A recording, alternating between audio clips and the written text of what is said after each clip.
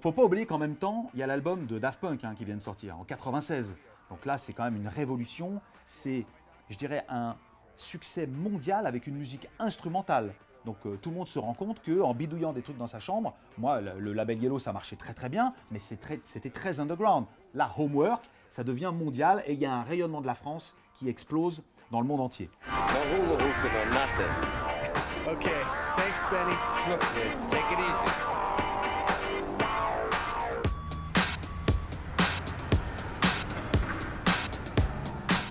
Donc là, tous les jeunes créent leur petit label, que ce soit donc Cassius, Étienne de Crécy, R, et ça fait exploser la musique française. On avait un petit peu de complexe par rapport aux Américains et aux Anglais, parce que bon, on n'a jamais eu de label indépendant en France, on était toujours produit par des major compagnies, donc on n'a pas eu cette opportunité de pouvoir produire des choses plus underground.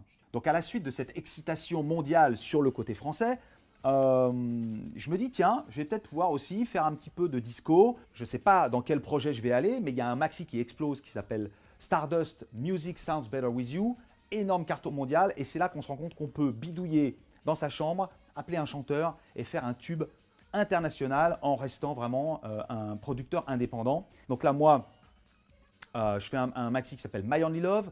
J'appelle Thomas Bangalter, je rencontre Thomas Bangalter qui vient de produire Stardust. Je lui dis viens, on fait un échange de remix pour l'album. En tout cas, le concept Bob Sinclar commence à prendre naissance à ce moment-là. Donc mon premier album Paradise explose vraiment dans le monde entier. Toute la French Touch aussi a un rayonnement international. Donc qu'est-ce que je fais? Je continue, j'enchaîne. Donc évidemment, je sample un titre de Céron, Look for Love, une petite boucle de violon et je ne sais pas quoi faire avec. Je prends évidemment contact avec Céron à ce moment-là pour demander l'autorisation des samples.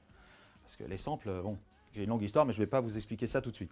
Et j'ai Céron au téléphone qui me dit, écoute, c'est assez curieux, pourquoi tu samples ma musique? Bon, ben, je suis très honoré que tu le fasses, viens me rejoindre à Los Angeles.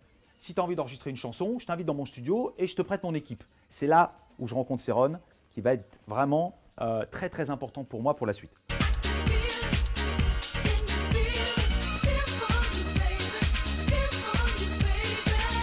Le morceau I Feel For You naît, c'est le premier single de mon deuxième album et je rencontre toute l'équipe qui a travaillé avec Céron. Des gens incroyables qui ont donné naissance à l'époque dans les années 70 à ces albums incroyables de Céron.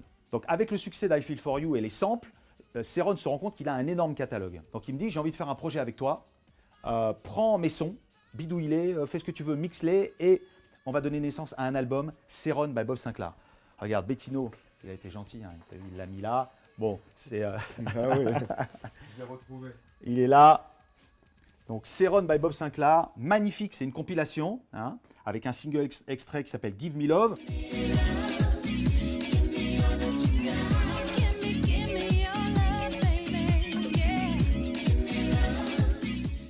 Un petit recyclage de Give Me Love qui était sorti sur l'album 3. Je vous le remets là. Et donc, ça a été aussi un magnifique projet parce que j'ai fait. C'est la première fois que j'ai fait Nulle part ailleurs sur Canal+.